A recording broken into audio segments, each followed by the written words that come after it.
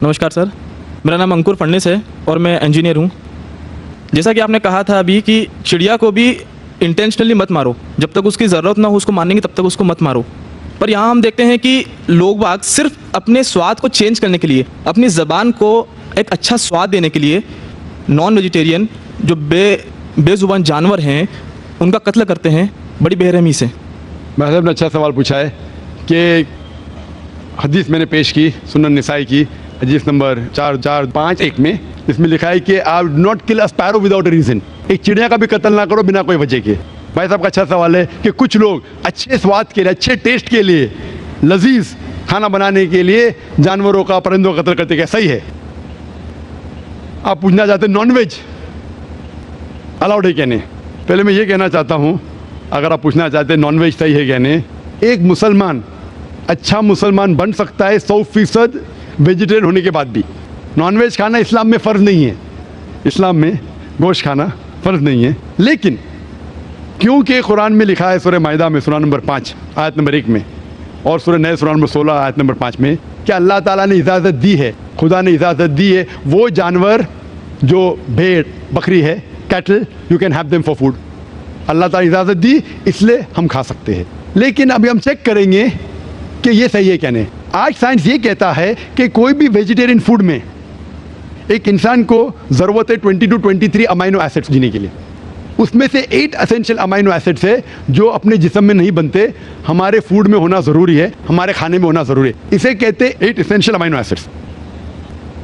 आज की साइंस ये कहती कोई भी वेजिटेरियन फूड नहीं है, कोई भी भाजी पाला नहीं है जिसमें सारे 8 अमाइनो एसिड्स है। Non veg food is a good source of protein. और एक बात आज साइंस ये कहती है कि the non veg food is more nutritious. और आप देखेंगे कि जो भी जानवर है जो घास फूस खाते हैं, हर्बिवोरस एनिमल, उनके दांत को आप देखेंगे, उनके दांत चपटे हैं, हर्बिवोरस सेट ऑफ टीथ। सही? मैं काफ़ी साल से आपको फॉलो कर रहा हूँ। हाँ जी हाँ जी हाँ, एक बार ने कई बार बोला, कई बार बोला है और आज भी दोहरा रहा हूँ क्योंकि आपने सवाल पूछा है। बराबर फॉलो होते थे तो जवाब जानते थे, लेकिन शायद आपने कुछ मेरी तकरीर सुने, कुछ नहीं सुने। मैं पूरा जवाब दूंगा इंशाल्लाह, फिर आप बात कर सकते हैं।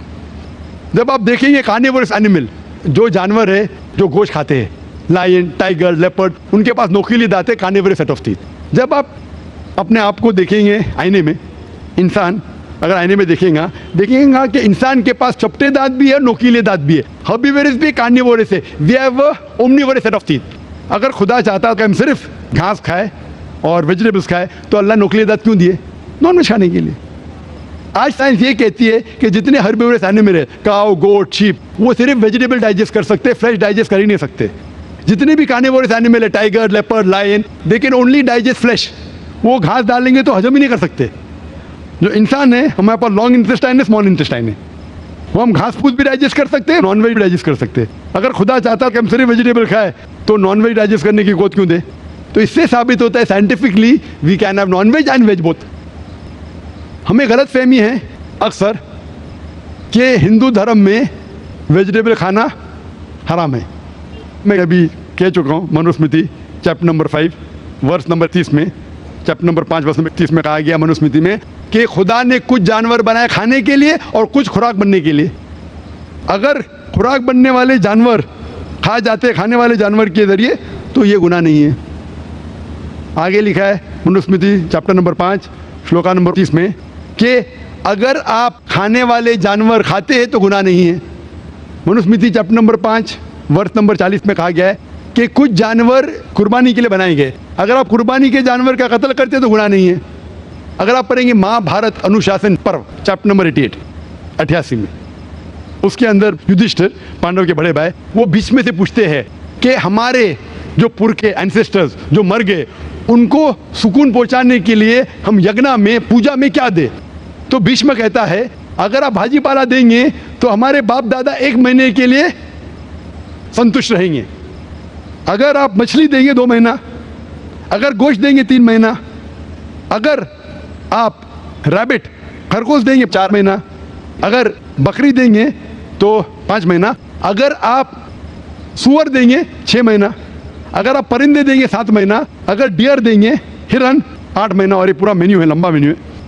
اگر آپ بفیلو دیں گے بفیلو تو 11 مہینہ, اگر آپ گائے ذبح کریں گے 1 سال تک آپ کے دادا پردادا سنتشٹ رہیں گے. 1 سال. کون کہتا ہے؟ بھیشم یدھشٹر تھے, مہا بھارت میں انوشاسن پرو چیپٹر نمبر 88 میں پورا مینیو ہے. وید میں کئی جگہ لکھا ہے کہ سادھو سنت گوشت کھاتے تھے, گائے بھی کھاتے تھے. تو اس سے یہ معلوم پڑتا ہے کہ ہندو دھرم میں گوشت کھانے کی ممانعت نہیں ہے. لیکن کچھ مذہب ہے جو کہتے ہیں کہ جیوت کو نہیں ماننا چاہیے, مثال کے طور پہ جینزم ایٹسٹرا, اور وہ یہ پرچار کرتے ہیں کہ کوئی بھی جانور کا قتل نہیں کرنا چاہیے, اسی لیے گوشت کھانا حرام ہے. تو میں کہتا ہوں ابھی سائنس ایڈوانس ہو چکی ہے, ہم جانتے ہیں کہ پیڑ پودے میں بھی جان ہے, وہ بھی جیوت ہے, تو آپ پیڑ پودا کیوں کھاتے ہیں؟ نہیں, تو ابھی لاجک چینج ہو گیا. ان کو پہلے پتا نہیں تھا نا, سینکڑوں سال پہلے ہمیں کیا پتا تھا پیڑ پودے کے اندر بھی جان ہے؟ وہ لاجک اس ٹائم صحیح تھی, ابھی سائنس بڑھ گئی تو ان کی لاجک بدل گئی. ابھی کہتے نہیں ذاکر بھائی پیڑ پودے پہ جان نہیں چلے گا, لیکن پیڑ پودے کو درد نہیں ہوتا, جانور کو درد ہوتا ہے. پیڑ پودے جیوت ہے لیکن درد نہیں ہوتا, اسی لیے پیڑ پودے کھا سکتے.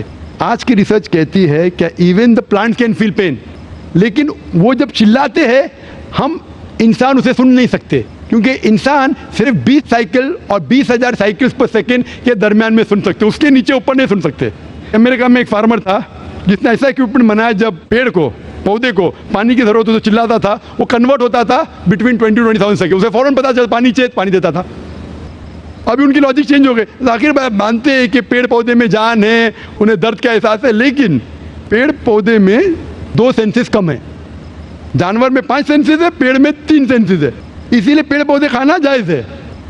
مثال کے طور پہ آرگیومنٹ کی پہ بات اس کی مان بھی لوں, جو نہیں مانتا ہوں میں مان بھی لوں, اور اگر میں تسلیم بھی کرتا ہوں فور سیک آف آرگیومنٹ کہ اب پیڑ پودے میں 3 سینس ہے, جانور میں 5 سینس ہے. میں آپ سے پوچھنا چاہتا ہوں, اگر آپ کا بھائی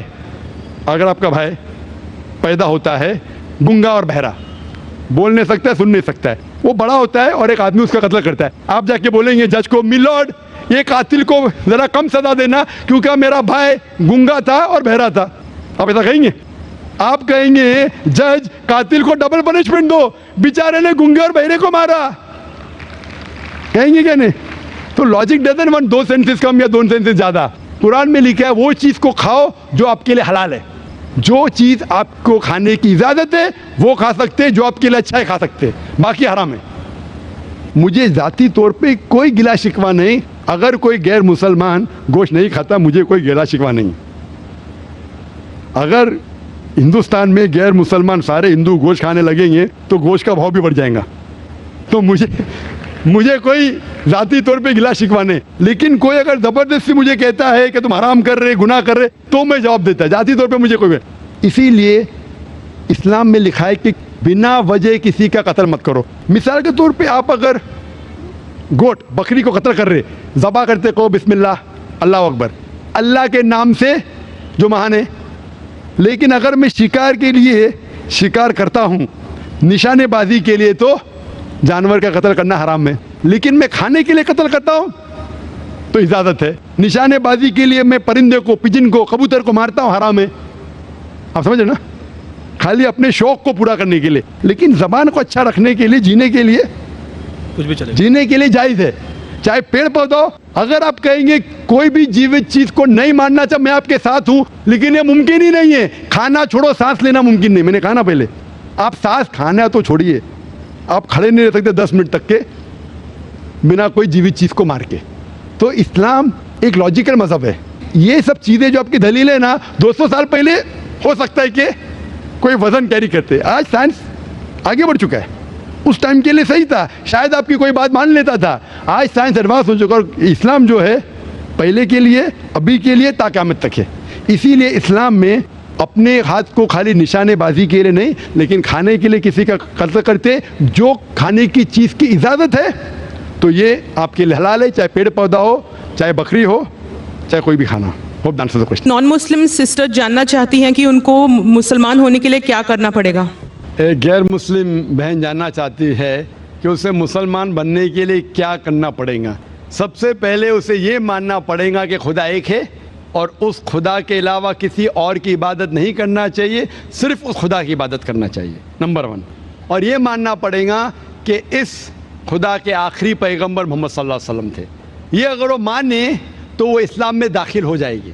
اور اچھا مسلمان بننے کے لیے قرآن مجید میں جو اللہ تعالیٰ نے پیغام دیا ہے اور جو احکامات دیے ہیں قرآن مجید میں اور اللہ کے رسول نے جو حدیث میں دیے اس کے اوپر آہستہ آہستہ عمل کریں گے تو انشاءاللہ اور بھی انہیں تعلیم ہوگی اسلام کے بارے میں اور اسلام پہ عمل کر سکیں گے. لیکن اسلام میں داخل ہونے کے لیے صرف یہ ماننا پڑے گا خدا ہے کہ اس کے علاوہ کسی اور کی عبادت نہیں کرنا چاہیے, صرف خدا کی کرنا چاہیے اور محمد صلی اللہ علیہ وسلم میں ماننا چاہیے. یہ دو چیز کافی ہے اسے اسلام میں داخل ہونے کے لیے. Hope that answers the question. قرآن شریف میں لکھا ہے کہ بنا وجہ فساد مت پھیلا, شانتی بنی رہے تو بنی رہنے دو, یا بنا وجہ قتل بھی مت کرو. لیکن آپ دنیا میں دیکھتے کہ ورلڈ وار پہلا اور سیکنڈ میں جتنے لوگ نہیں مارے گئے اتنا ریلیجن کے نام پہ مارے گئے لوگ. سمجھو ہندو مسلم ہے یا عیسائی مسلم ہے سارے ورلڈ میں, تو یہ غلط نہیں ہے. اور دوسرا ایک بات بتانے کا ہے کہ کئی سالوں پہلے جب ایودھیا کا وہ ہو گیا تھا تو ذاکر نائک نے مجھے بتایا تھا کہ اگر کوئی ہندو ہے مدد چاہتا ہے تو میں کرے گا. ہم لوگ تبھی مجھے بولا تھا. تو یہی اصلی بھائی چارہ ہے یہ عالمی.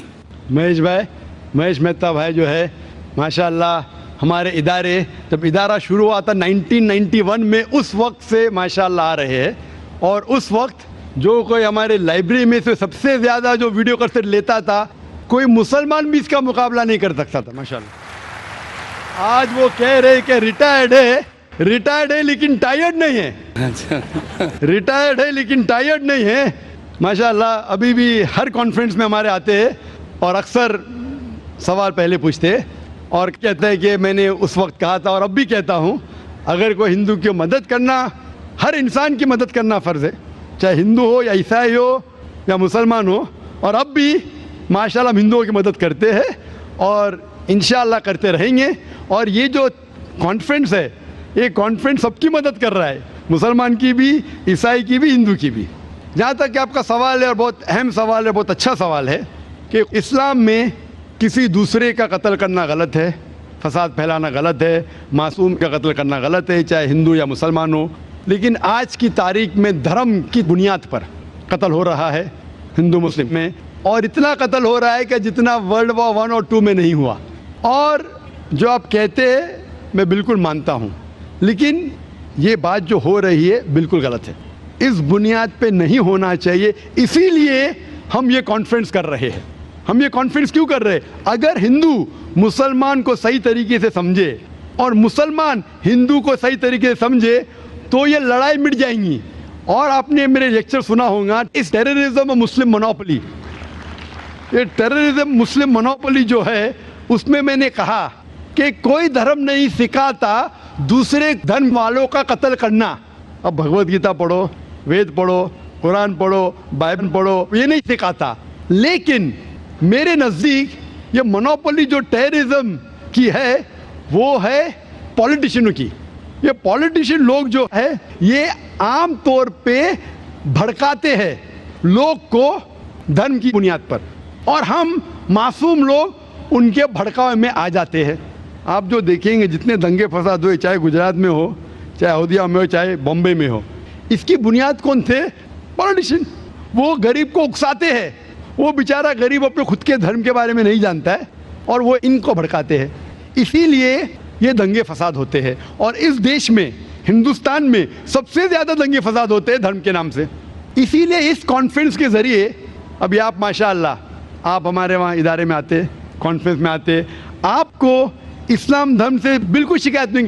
کوئی مسلمان اگر آپ کے خلاف ہوگا, کچھ آپ کو تکلیف دیں گا تو بے شک آپ اس کے خلاف ہوتے, لیکن اوور آل آپ کو اسلام کے بارے میں کوئی غلط فہمی نہیں ہوگی تو آپ مسلمان سے اچھے طریقے سے برتاؤ کریں گے.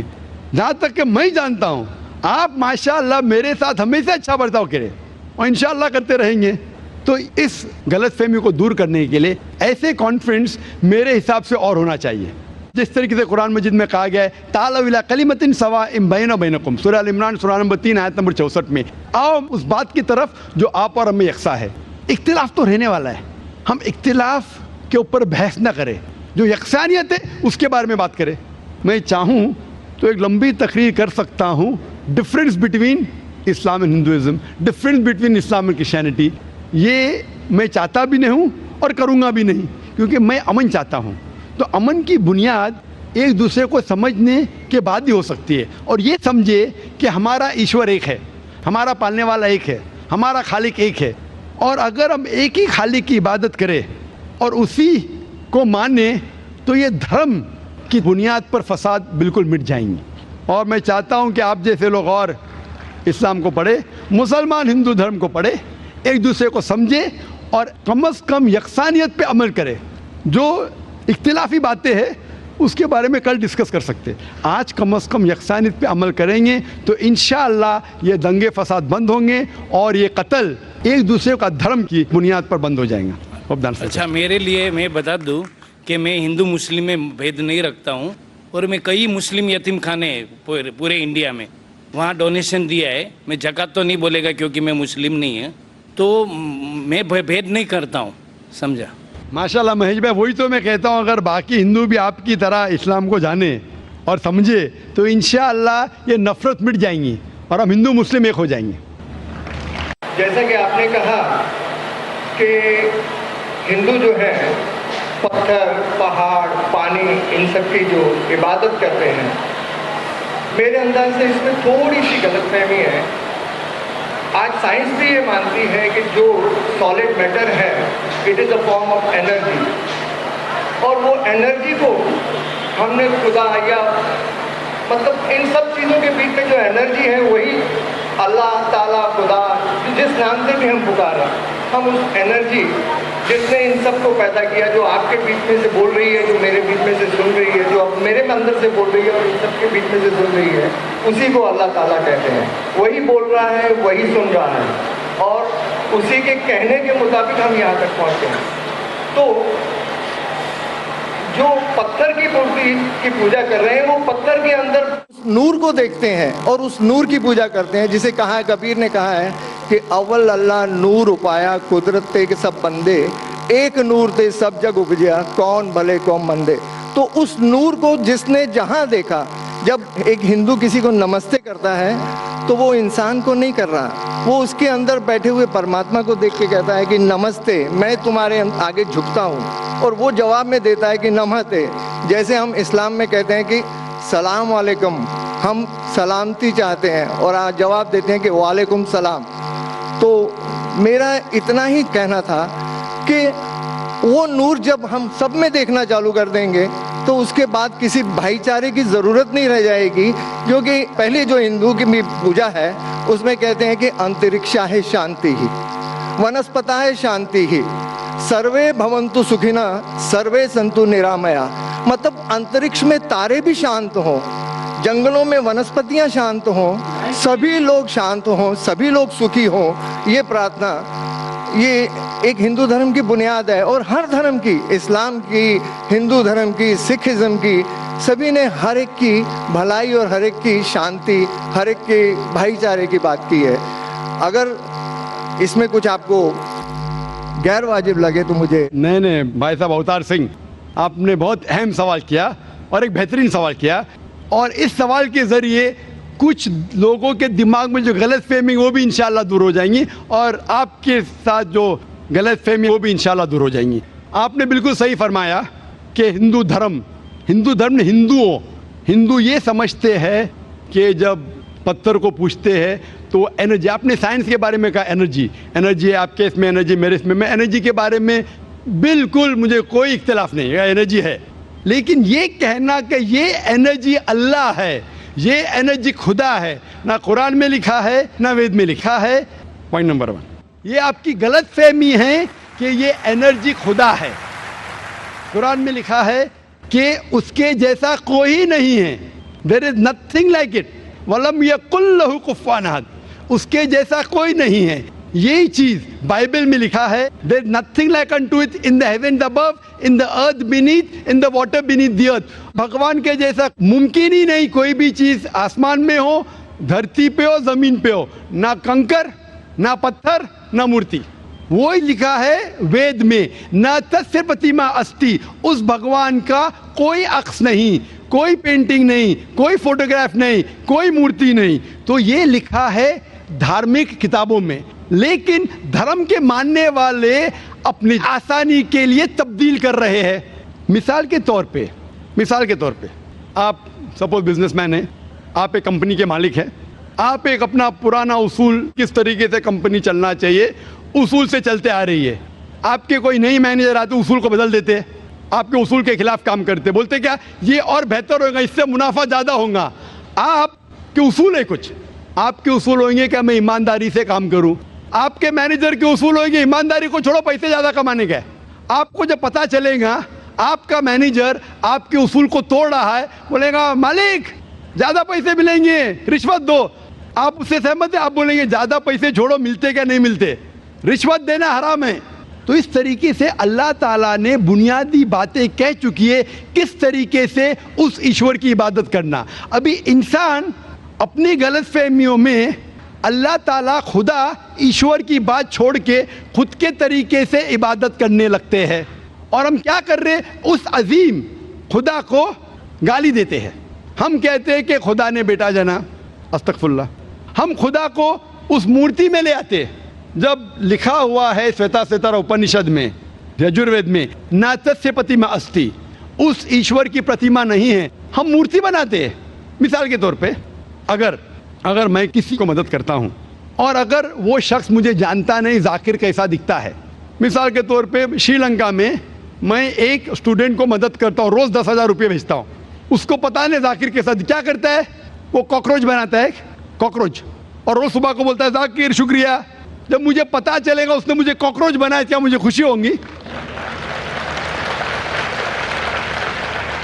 भले वो मुझे कुछ खाली दिल में कहता था जाकिर शुक्रिया, काफ़ी है, शुक्रिया नहीं भी कहता था चल जाता था, लेकिन मुझे कॉकरोच बनाया, इंसान से कॉकरोच बनाया। मुझे फ़र्क पड़े ना पड़े, वो तो बेवकूफ़ बन रहा है ना, कैसा बेवकूफ़ इंसान है। मुझे भले फ़र्क ना पड़ा, मैं दयालु, जान देना मुझे कॉकरोच में क्या फ़र्क पड़ा, मैं बोलूँगा क्या बेवकूफ़ इंसान है, क्या बेवकूफ़ इंसान है कि कॉकरोच के सामने झुक रहा है। तो इसी तरीके से खुदा ने हर मजहबी किताब में दिखाया हुआ है किस तरीके से उसकी इबादत करें, किस तरीके से उसकी बात माने। हम आते हैं और अपने तरीके से सोचने लगते हैं एनर्जी इज गॉड। कहाँ नहीं लिखा एनर्जी इज गॉड? आपने बिल्कुल आपके सवाल का जवाब खुद आपने दिया। आपने एक मिसाल दी कि हिंदू लोग कहते हैं नमस्ते। नमस्ते का लफ्ज़ किधर से आता है? आपको शायद पता होगा, नमस्ते आता है इदम नममे से। इदम नममे मतलब मैं आपके सामने झुकता हूँ, मैं आपकी इबादत करता हूँ, बराबर। इदम नममे आप कहना चाहते मैं आपके अंदर ईश्वर की इबादत करता हूँ। मिसाल के तौर पे वो आदमी चोर है, वो गलत काम कर रहा है, बलात्कार कर रहा है, आप उसको ईश्वर बोलेंगे? आप ईश्वर को इतना घटिया समझ गए? वो बलात्कार करने वाले इंसान को बोलते हैं आप ईश्वर है। इससे भाईचारगी बढ़ेगी नहीं घटेगी। वो बलात्कार करने वाले को, वो चोर को, वो डाकू को मैं ईश्वर मान रहा हूँ, उसके सामने झुक रहा हूँ। अल्लाह को क्यों गाली दे रहे, ईश्वर को क्यों गाली दे रहे, खुदा को क्यों गाली दे रहे? इस्लाम में, इस्लाम की भी आपने मिसाल दी, इस्लाम में हम कहते अस्सलामु अलैकुम, अल्लाह ताला से फरमाते इस इंसान पे सलामती दे। चाहे वो अच्छा इंसान है तो भी सलामती देने की बात अच्छी है, चाहे वो चोर या डाकू हो। मैं बोलूँगा अस्सलामु अलैकुम, मैं कह रहा हूँ या अल्लाह, या रब, या खुदा, या ईश्वर, या भगवान, इस डाकू पे रहमत फरमा। कुछ बुरी बात है ना? मैं अल्लाह को गाली दे रहा हूँ, उसके लिए दुआ दे रहा हूँ कि तू गलत काम छोड़ और सही रास्ते पे आ। अगर मैं उसको खुदा मानूंगा तो खुश हो जाएगा, वो और चोरी करेगा, वो और बलात्कार करेगा। कोई भी धर्म में ही नहीं सिखाता। ये धर्म के मानने वाले अपनी खुद की इजाज़ करते हैं, इसे कहते हैं इनोवेशन, बिदात। जिस तरीके से खुदा ने सिखाया है कि उसकी इबादत करे, उसी तरीके से हमें करना चाहिए। तब्दीली लाएंगे, हम समझ रहे हैं कि भाईचारा बढ़ेगा, भाईचारा नहीं बढ़ेगा, भाईचारा घटेगा। लेकिन अगर मैं आपसे कहूँगा अवतार सिंह अस्सलामु अलैकुम, मैं अल्लाह से दुआ करता हूँ कि आप पे सलामती हो, आप पे अमन हो, आप मुझे बोलो इससे भाईचारा ज़्यादा बढ़ेगा या कहने से भाई मैं आपको ईश्वर मानता हूँ और फिर आपकी बात नहीं मानूँ मैं? फिर अगर आप मुझे बोलेंगे चलो भाई शराब पीने चलो, चलो भाई लड़की के साथ रात गुजारेंगे, तो मैं क्या बोलूँगा? अरे मेरे भगवान मुझे बुला रहा है। तो ये कहना अस्सलामु अलैकुम मतलब मैं अल्लाह से दुआ करता हूँ कि ये इंसान के ऊपर सलामती हो। अच्छा इंसान पे भी सलामती कहना अच्छी बात है, बुरा इंसान पे भी सलामती कहना अच्छी बात है। तो इस तरीके से इस्लाम में जो ग्रीटिंग है उससे किसी को नुकसान नहीं होता है, ना it is hypocrisy, it is the best way of भाईचारा। और कुरान में कहा गया है सूरह निसा में सूरह नंबर 4 आयत नंबर 86 में 86, वह इज़ा हुई तुम, मतलब अगर कोई आपको सलाम देता है तो आप उससे अच्छा सलाम दो, कम से कम उस जैसा, क्योंकि अल्लाह ताला हिसाब रखता है। मतलब अगर आप अस्सलाम वालेकुम कहेंगे मुझे कहना चाहिए वालेकुम अस्सलाम व रहमतुल्लाह। अगर आप कहेंगे अस्सलाम वालेकुम व रहमतुल्लाह, मैं कहूँगा वालेकुम अस्सलाम व रहमतुल्लाह व बरकातहू, और बेहतरीन होना चाहिए या कम से कम यकसा। मिसाल आप कहेंगे अस्सलाम वालेकुम, वालेकुम अस्सलाम, अल्फाज वही है लेकिन दिल से आ रहा है वालेकुम अस्सलाम, इसमें भी जज्बा ज़्यादा है, ये भी बेहतरीन है। तो कुरान में लिखा है कोई भी आपको सलाम करता है उससे बेहतरीन सलाम दो, या उससे बेहतर ना कर सको, कोई कहा अस्सलाम वालेकुम व रहमतुल्लाहि व बरकातहू, कम से कम उतना दो वालेकुम अस्सलाम व रहमतुल्लाहि व बरकातहू। ये तालीमात है कुरान में, इससे भाईचारा बढ़ता है। तो गलत तरीके से इबादत करना जो वेद के खिलाफ है, कुरान के खिलाफ है, बाइबल के खिलाफ है, ग्रंथ के खिलाफ है, वो करने से भाईचारा नहीं बढ़ेगा बल्कि घटेगा।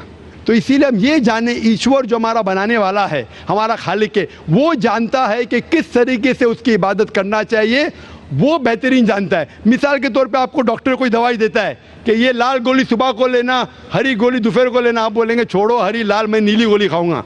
अरे वो डॉक्टर है, वो जानता है। तो इसी तरीके से हमारा खालिक, हमारा मालिक खुदा है, उसकी बात के ऊपर अमल करना। इसीलिए जो इंसान खुदा की बातों पे अमल करता है उसे कहते हैं इस्लाम, मतलब submit, he is called as a मुस्लिम। तो जो कोई अल्लाह के मुताबिक चलता है उसे कहते हैं person who submits his will to God. Hope that answers the question. My question is, who wrote the Quran and Bible? Who is the author? And please explain.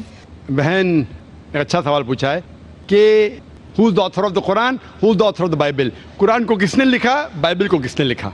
Quran मजीद में लिखा है कि अल्लाह सुब्हानहू व तआला ने कई वही और किताबें नाजिल की, नाम से सिर्फ 4 का जिक्र है, वो है तौरा, ज़बूर, इंजील और कुरान। तौरा वो वही है जो अल्लाह सुब्हानहू व तआला खुदा ने मूसा अलैहिस्सलाम पे नाजिल की।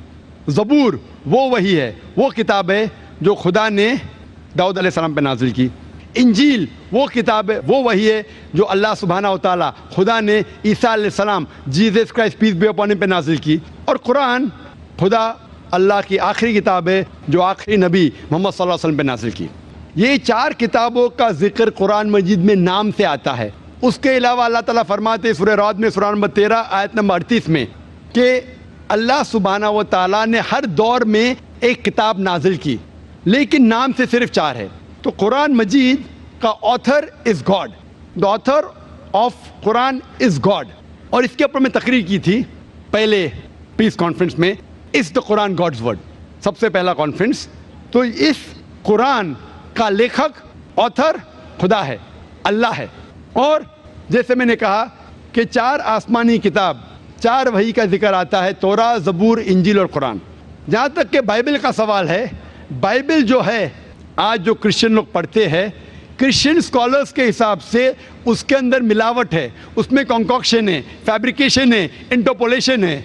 इसीलिए वो इंजील जो अल्लाह सुब्हानहू व तआला ने ईसा अलैहिस्सलाम पे नाजिल किया था, वो ये बाइबल नहीं है। उसमें हो सकता है कि चंद अल्फाज उस बाइबल में महफूज है, लेकिन पूरे तौर पे ये बाइबल हम नहीं कह सकते कि खुदा का कलाम है या अल्लाह का कलाम है। इसमें मिलावट है।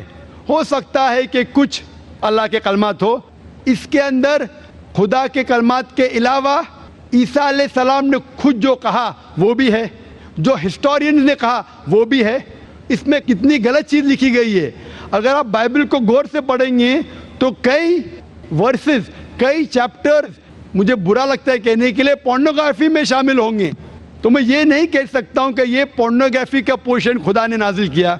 इसीलिए बाइबल महफूज नहीं है। हम ईमान लाते हैं कि जो वही अल्लाह ने ईसा अलैहिस्सलाम पे नाजिल की, इंजील, उसे हम मानते खुदा का कलाम। लेकिन ये बाइबल जो आज उनके पास है وہ خدا کا کلام نہیں مکسچر ہے. لیکن کیونکہ قرآن آخری کلام ہے اللہ کا اور ہم اسے کہتے ہیں فرقان, فرق حق اور باطل کے درمیان جاننے کے لیے جو چیز بائبل میں لکھی ہے, جو قرآن سے ملتی ہے, ہمیں کوئی اعتراض نہیں ماننے کے لیے کہ وہ پورشن, وہ چیز بائبل کا ہو سکتا ہے کہ اللہ کا کلام ہے, لیکن باقی چیز ہم بالکل نہیں کہہ سکتے کہ اللہ کا کلام ہے. It is a mixture. Hope that answers the question. My name is Neelam.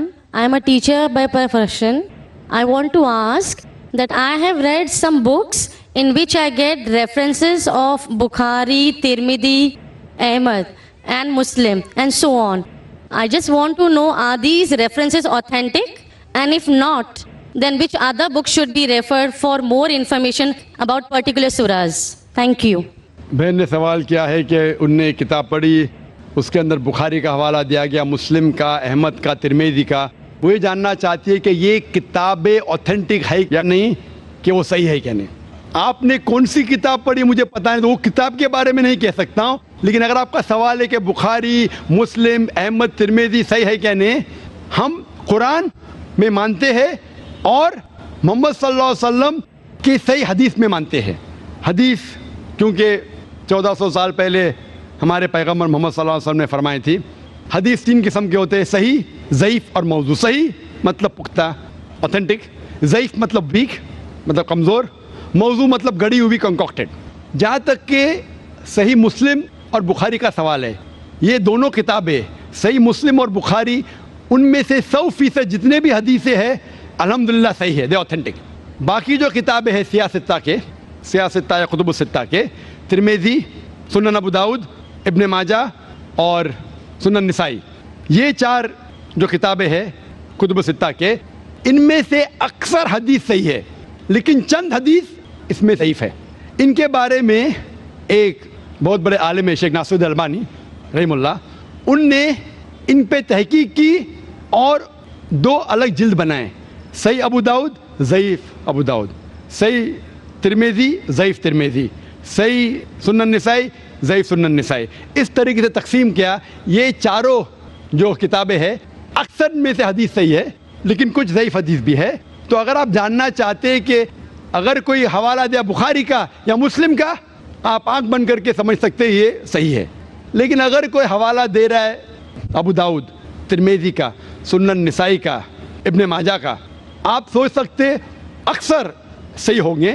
لیکن اگر آپ کو شک ہے تو آپ ناصر الدین البانی کی کتاب کے بارے میں تحقیق کر سکتے اور پتہ لگے گا کہ ان میں سے چند حدیثیں ضعیف ہے, اور اس کے بعد آپ کو پتہ لگے گا کیا یہ صحیح ہے کہ نہیں. تو قرآن مجید کے بعد جو کتاب ہے جو مسلمان کہہ سکتے کہ پورے طریقے سے صحیح ہے, وہ بخاری ہے, صحیح بخاری ہے. اس کے بعد صحیح مسلم ہے, اور باقی کے 4 کتابوں کا مطالعہ کرنا چاہیے, ان میں سے اکثر حدیث صحیح ہے. Hope this answers the question.